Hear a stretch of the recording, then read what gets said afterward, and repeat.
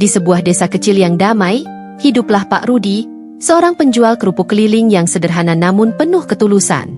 Suatu hari, saat berkeliling menjajakan dagangannya, ia menemukan Andi, seorang anak kecil yang tersesat dan ketakutan.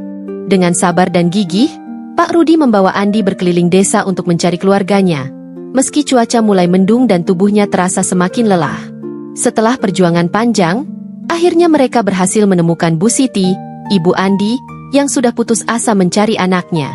Kebaikan Pak Rudi tidak hanya mengembalikan senyum di wajah Bu Siti dan Andi, tetapi juga menginspirasi seluruh warga desa untuk saling peduli dan berbagi.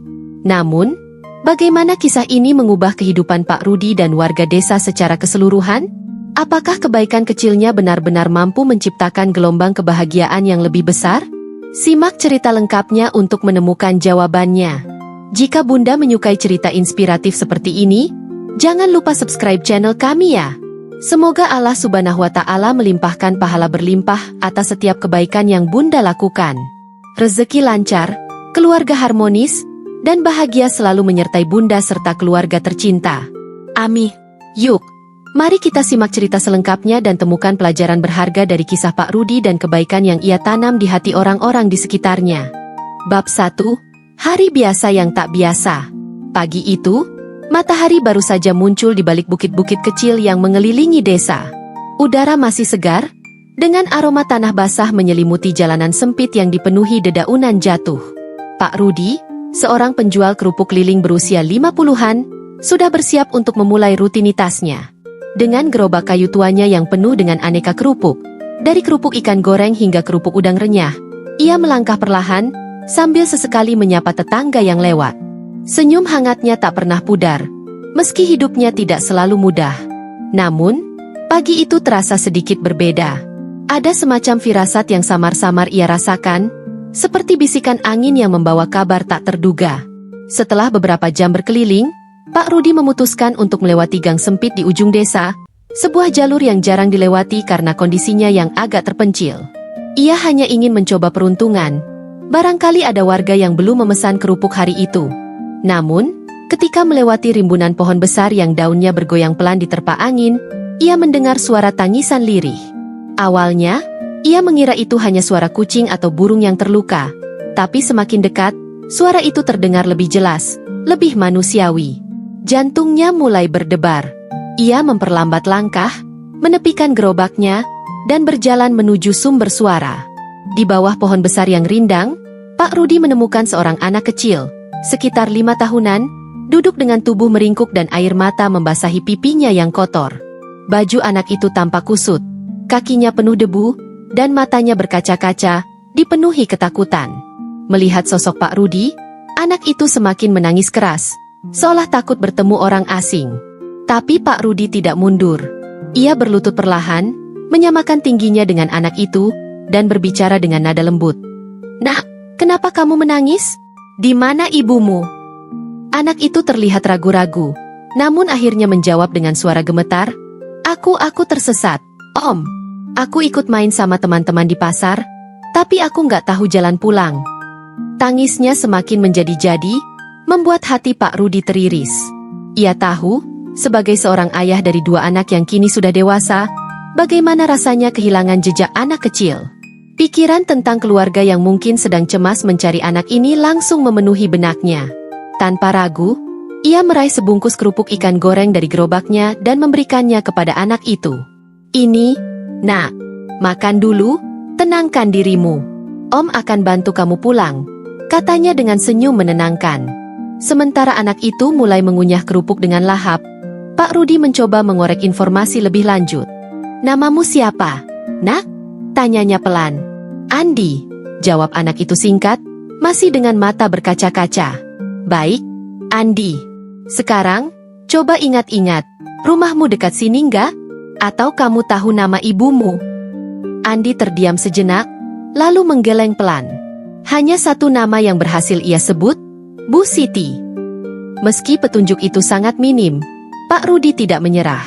Ia memutuskan untuk membawa Andi bersamanya, berkeliling desa untuk mencari keluarganya. Di atas gerobak tua itu, mereka pun melanjutkan perjalanan, meninggalkan bayang-bayang pohon besar yang menjadi saksi awal pertemuan mereka. Namun, dalam hati, Pak Rudi merasa gundah.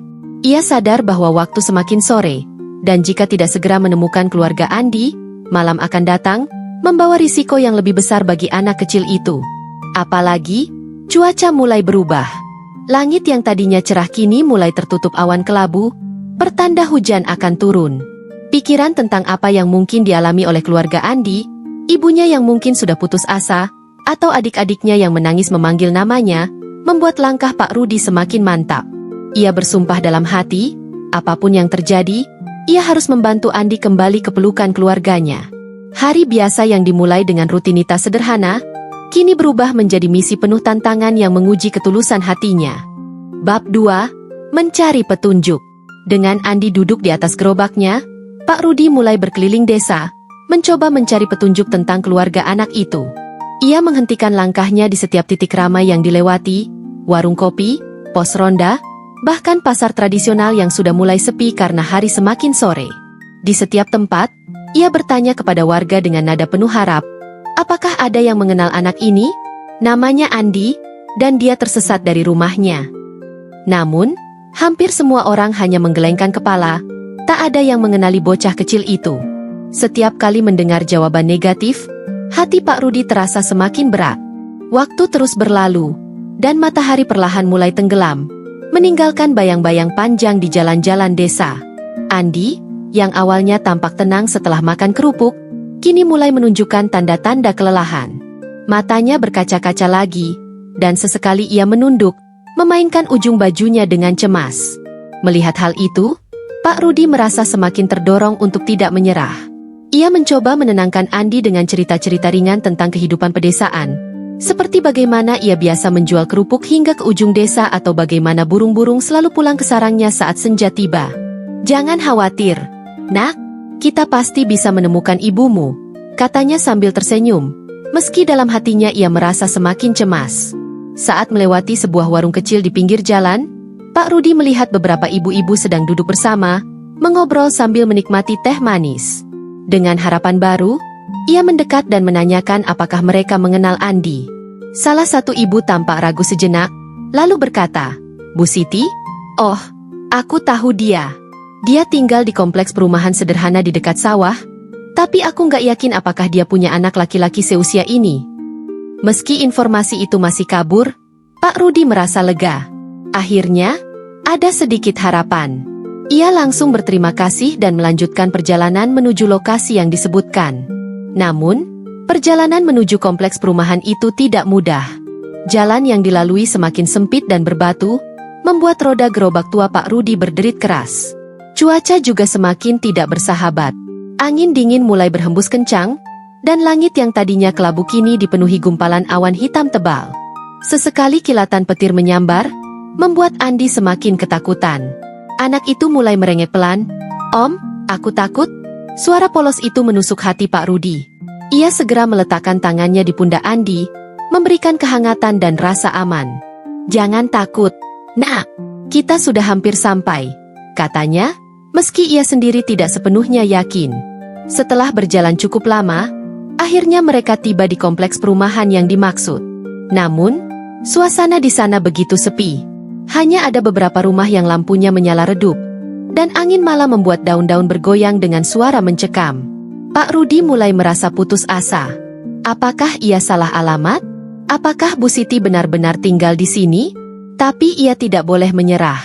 Ia mulai berjalan dari satu rumah ke rumah lain, mengetuk pintu dan bertanya kepada penghuninya.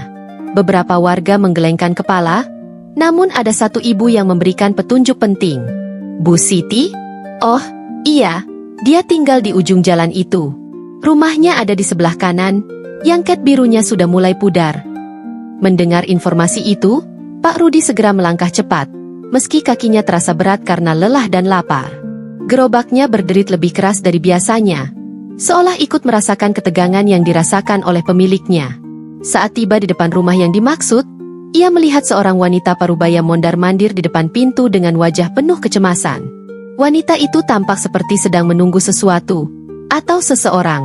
Ketika matanya bertemu dengan sosok Andi di atas gerobak, ia langsung berlari menghampiri mereka dengan air mata berlinang. "Alhamdulillah, ini dia Andi, anak saya," serunya dengan suara bergetar. Pak Rudi akhirnya bisa bernapas lega. Perjalanan panjang dan melelahkan itu akhirnya membuahkan hasil. Andi telah kembali ke pelukan ibunya, dan misi kebaikan Pak Rudi pun berhasil.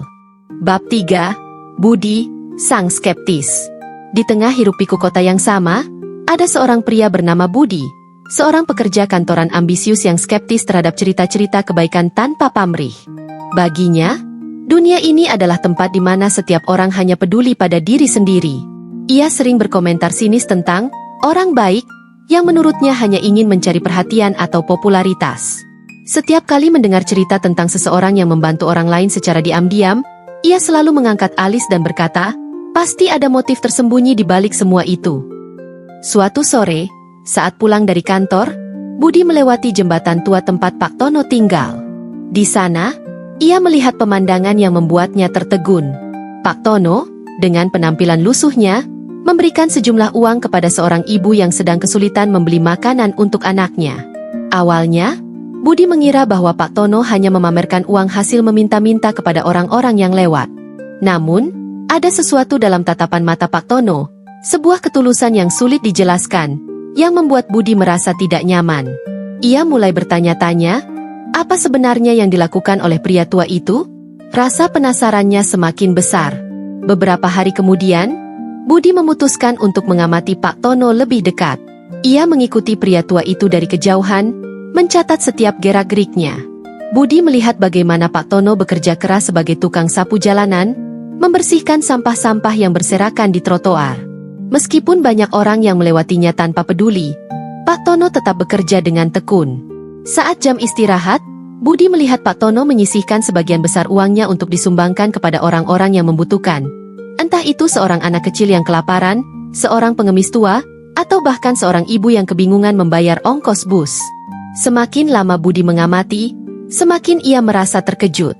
Ia menemukan bahwa Pak Tono bukanlah gelandangan biasa seperti yang selama ini ia kira.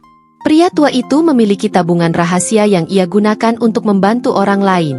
Setiap minggu, Pak Tono pergi ke bank kecil di pinggir kota untuk menyetorkan uangnya, meskipun jumlahnya tidak seberapa. Budi merasa malu atas prasangka buruknya selama ini. Ia menyadari bahwa ia telah salah menilai Pak Tono hanya karena penampilannya yang lusuh dan hidupnya yang tampak tak berarti. Namun, rasa malu itu berubah menjadi kekaguman saat Budi menyadari bahwa Pak Tono tidak pernah mengharapkan imbalan atau pengakuan atas kebaikannya. Bahkan, pria tua itu berusaha keras untuk menjaga kerahasiaan identitasnya.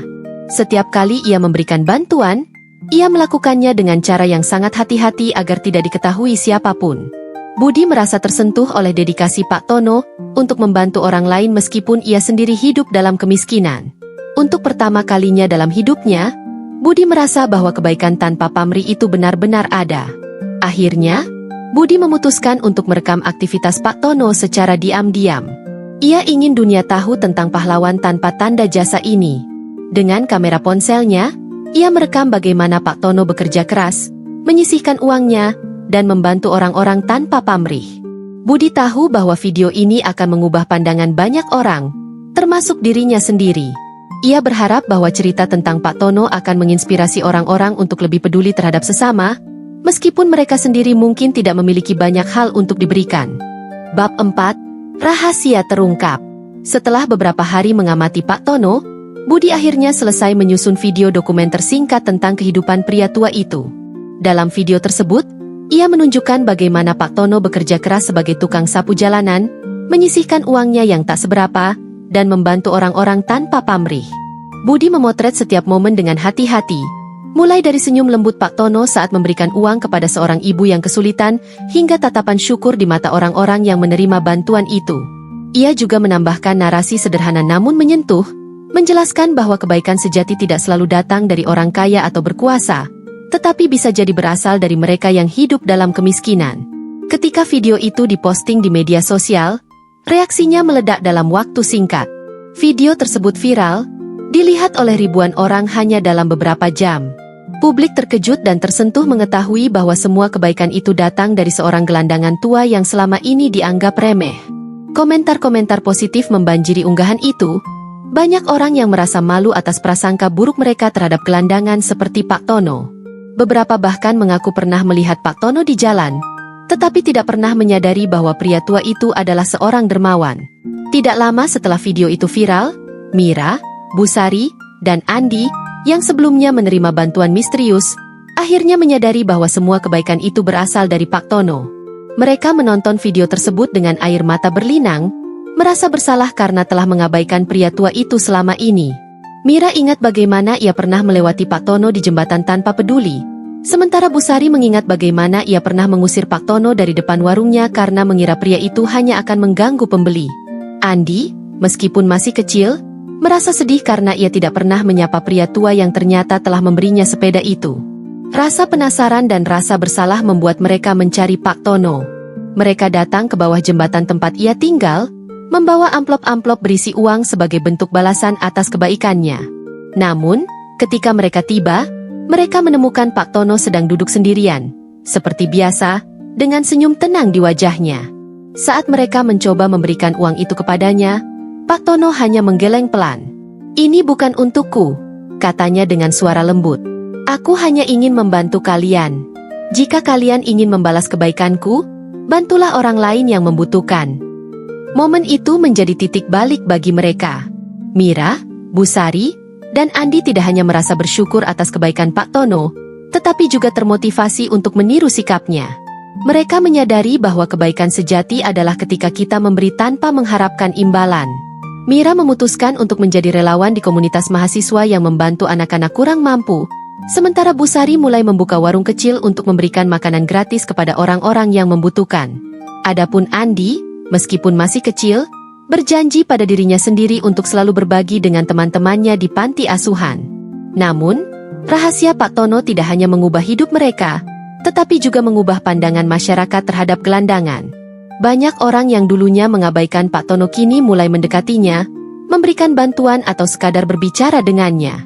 Meski begitu, Pak Tono tetap rendah hati. Ia tidak pernah meminta pengakuan atau imbalan atas apa yang telah dilakukannya. Baginya, kebahagiaan sejati adalah ketika ia bisa membuat orang lain tersenyum meskipun ia sendiri hidup dalam kesederhanaan. Bab 5. Kebaikan yang berbuah kebahagiaan. Beberapa minggu setelah kejadian Andi, desa kecil itu tampak berbeda. Udara pagi terasa lebih hangat, dan senyum di wajah warga semakin sering terlihat. Gerakan kebaikan yang dimulai dari cerita Pak Rudi telah menyebar seperti api yang menyala pelan-pelan. Warga mulai saling membantu tanpa diminta. Ada yang membersihkan selokan bersama, ada yang mengumpulkan donasi untuk keluarga kurang mampu, bahkan ada yang mengadakan kelas baca gratis untuk anak-anak di balai desa. Semua ini tidak lepas dari inspirasi yang diberikan oleh Pak Rudi, meskipun ia sendiri tidak pernah mengklaim dirinya sebagai pahlawan. Ia hanya merasa bahwa apa yang dilakukannya adalah hal yang wajar, sesuatu yang seharusnya dilakukan oleh siapapun. Namun, bagi Andi dan Bu Siti, kebaikan Pak Rudi memiliki arti yang sangat mendalam. Setiap kali melihat gerobak tua Pak Rudi lewat di depan rumah mereka, Andi selalu berlari keluar untuk menyapa dengan riang. Kadang-kadang, ia bahkan membawa segelas teh manis atau sepotong pisang goreng untuk diberikan kepada Pak Rudi. "Om Rudi baik banget," kata Andi suatu hari sambil tersenyum lebar. Mendengar itu, Bu Siti hanya bisa tersenyum haru. Ia tahu bahwa kebaikan Pak Rudi telah meninggalkan bekas yang tak terhapuskan dalam hati anaknya. Bahkan, Andi mulai meniru sikap Pak Rudi. Ia seringkali membagikan mainan atau camilannya kepada teman-temannya yang kurang beruntung. Suatu sore, saat matahari mulai tenggelam, Pak Rudi sedang duduk di bawah pohon dekat rumahnya, menikmati angin sepal-sepau yang menyapu dedaunan. Tiba-tiba, ia mendengar langkah-langkah kecil mendekat. Ternyata, Andi datang bersama beberapa temannya, membawa sekeranjang kecil kerupuk buatan Bu Siti. "Ini dari kami, Om Rudi," kata Andi dengan nada ceria. Mata Pak Rudi berkaca-kaca melihat ketulusan anak-anak itu. Ia tahu bahwa kebaikannya telah menginspirasi generasi muda untuk melakukan hal serupa. Dengan gemetar, ia menerima keranjang itu dan berkata, "Terima kasih banyak, Nak. Kalian semua hebat." Namun, kebahagiaan Pak Rudi tidak berhenti di situ. Beberapa hari kemudian, ia mendapat kabar bahwa warga desa secara kolektif memutuskan untuk memberikan bantuan kepada Pak Rudi. Mereka mengumpulkan uang untuk memperbaiki gerobak tuanya yang sudah mulai rapuh. Bahkan ada yang menyumbangkan kayu dan cat baru. Ketika gerobak itu akhirnya selesai diperbaiki, Pak Rudi hampir tidak bisa berkata-kata. Ia merasa begitu dicintai oleh komunitasnya. Saat ia mencoba mendorong gerobak barunya untuk pertama kalinya, warga berkumpul dan bertepuk tangan, membuat suasana menjadi sangat haru. Pak Rudi, ini bentuk rasa terima kasih kami atas semua kebaikan Bapak, kata salah satu warga dengan suara bergetar. Di malam terakhir bab ini, Pak Rudi duduk di bawah pohon yang sama, kali ini dengan gerobak barunya berdiri kokoh di sampingnya. Ia memandangi langit penuh bintang, merenung tentang perjalanan hidupnya. Meski ia tidak pernah kaya secara materi, ia merasa bahwa kehidupannya telah dipenuhi dengan kekayaan yang jauh lebih berharga. Cinta, persahabatan, dan kebahagiaan. Ia menyadari bahwa kebaikan yang ia tanam di masa lalu telah berbuah manis, membawa kehangatan bagi dirinya dan orang-orang di sekitarnya. Dengan senyum damai, ia berbisik pelan, "Semoga kebaikan ini terus berlanjut, dan semoga kita semua bisa menjadi bagian dari dunia yang lebih baik."